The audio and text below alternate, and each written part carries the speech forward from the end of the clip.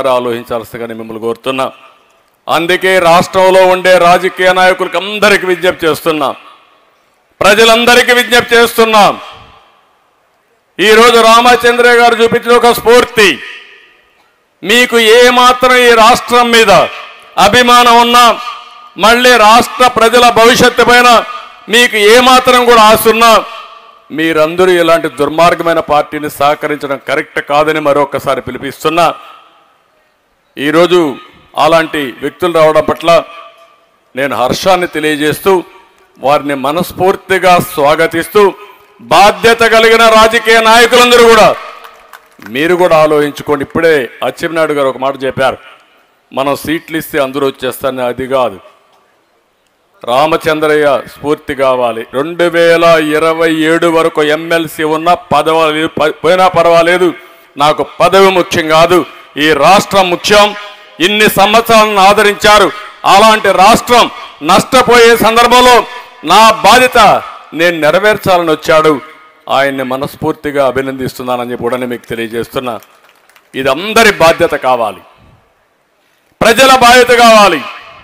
ఏదో ఒక తెలుగుదేశం పార్టీ అధ్యక్షుడు ఆయన ఒక్కడిదే బాధ్యత, ఆయనే చేస్తాడు, ఆయనే పోరాడతాడు, మనం చూస్తామంటే మాత్రం ఏమి మిగలది రాష్ట్రంలో. అందుకే నేను ఎల్లుండి నుంచి, ఒకప్పుడు ఎన్టీ రామారావు గారు పెట్టారు, ఒక స్లోగన్ ఇచ్చారు, తెలుగుదేశం పిలుస్తుంది రా కదలి రా అని ఆ స్లోగన్ ఇస్తే ఒక ఉద్యమంగా వచ్చారు. కడాన బ్రహ్మాండమైన మెజార్టీతో తెలుగుదేశాన్ని గెలిపించారు. ఈ రాష్ట్రాన్ని కాపాడుకోవడానికి రా కదలిరా అనే స్లోగన్ పెట్టుకుని రాబోయే రోజుల్లో ఏం చేయబోతానో చెప్పడానికి మీ దగ్గరికి వస్తున్నా. 25 పార్లమెంట్లో 25 మీటింగ్లు పెట్టి ప్రజా చైతన్యం తీసుకొచ్చి ప్రజల్లో సమైక్యం చేసి అందరినీ కూడా మళ్ళీ ముందుకు నడిపించడం కోసం, ఎందుకు ఈ పని చేస్తున్నారో కూడా చెప్పడం కోసం వస్తున్నా. ఆ కార్యక్రమాన్ని కూడా చేస్తామని చెప్పి తెలియజేసుకుంటూ మరొకసారి రాష్ట్రంలో అందరికీ పిలిపిస్తున్నా, అందరం కలిసి ఆలోచిద్దాం, ఈ రాష్ట్రాన్ని కాపాడుకుందాం. వ్యక్తులు శాశ్వతం కాదు, సమాజం శాశ్వతం, రాష్ట్రం శాశ్వతం. అలాంటి రాష్ట్రాన్ని అతలాకుతలం చేసిన ఇలాంటి వ్యక్తుల పట్ల మనం జాగ్రత్తగా ఉండాల్సిన బాధ్యత ఉంది. ఆ బాధ్యత గుర్తించాల్సిందిగా మరొక్కసారి కోరుకుంటూ, ఈరోజే కాదు చాలా రోజుల నుంచి ఇప్పుడు నేను చూస్తున్నా, కొన్ని వందల మంది ఎక్కడికక్కడ పార్టీలకు చేరుతున్నారు. కడాని ఇప్పుడు ఇది అయిన తర్వాత నేను వెళ్ళి మాట్లాడుతున్నా, స్థానిక సంస్థల్ని నిర్వీర్యం చేసేశారు, వాళ్ళ డబ్బులు తినేశారు.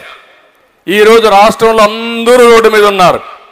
కడాన అంగన్వాడీ టీచర్లు రోడ్డు మీద ఉన్నారు, ఆశా వర్కర్లు రోడ్డు మీద ఉన్నారు, పారిశుద్ధ కార్మికులు రోడ్డు మీద ఉన్నారు. అంటే మొత్తం ఒక గురుకుల పాఠశాల వాళ్ళు రోడ్డు మీద ఉన్నారు. రెండోది వాళ్ళని బెదిరిస్తున్నారు.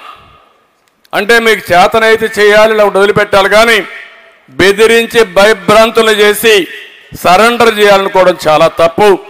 తప్పకుండా వారికి కూడా న్యాయం చేసే బాధ్యత తెలుగుదేశం పార్టీ తీసుకుంటామని మరొకసారి మీ అందరికీ తెలియజేసుకుంటూ, ఎవరు న్యాయమైన కోరికల కోసం ఆందోళన చేసినా ఆ ఆందోళన పూర్తిగా సమర్థిస్తాం. న్యాయమైన కోరికల్ని, ఆ కోరికలు పరిష్కారం చేయడంలో కూడా ముందుకుంటా అని చెప్పి తెలియజేసుకుంటూ, మరొకసారి ఈరోజు పార్టీలకు చేరిన వారందరినీ పేరు పేరున మనస్ఫూర్తిగా అభినందిస్తూ,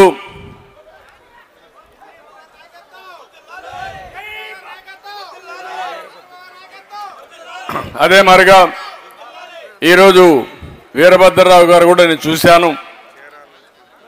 ఆయనైతే ఒకరోజు కాదు, ఒక నీతి నిజాయితీగా ఆయన రాజకీయం చేశాడు. చాలా సమర్థవంతంగా కూడా నేను చూశాను.